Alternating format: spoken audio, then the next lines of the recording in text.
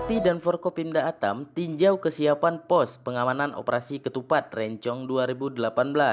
Bupati Aceh Tamiang Haji Mursil beserta unsur Forkopimda Aceh Tamiang melakukan kunjungan secara bersama ke pos pengamanan operasi ketupat Rencong 2018 untuk melihat kesiapan menyambut Hari Raya Idul Fitri 1439 Hijriah di wilayah kabupaten setempat. Menurut Bupati Aceh Tamiang Haji Mursil, jalur mudik di wilayah Tamiang aman dan terkendali.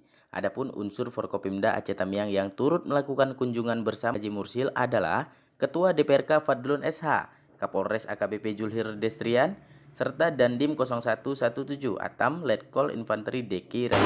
Insya Allah jalur mudik kita khususnya melewati Aceh Tamiang insya Allah akan tertangani dengan baik karena memang tidak ada hambatan, tidak ada kendala, pos-pos semuanya aktif, tugas-tugas semuanya terkerahkan, sehingga tidak ada kemungkinan terjadinya hambatan bagi para pemudik yang akan melewati Aceh Tamiang. Sementara itu, Kapolres Aceh Tamiang AKBP Julhir Destrian mengatakan selama operasi ketupat berjalan aman dan terkendali meski ada 10 pelanggaran biasa, namun tidak ada laka lantas yang terjadi.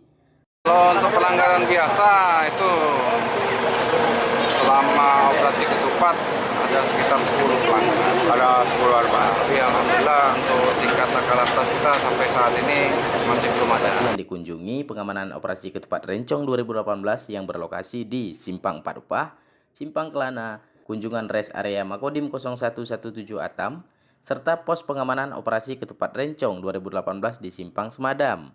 Dalam rombongan itu hadir juga Danyon 111 KB khusus Rider, seluruh kasat jajaran Polres, dan Ramil dan Kapolsek setempat. Dari Bumi Muda Sedia, Bang Yung dan Fendi Tamiang melaporkan.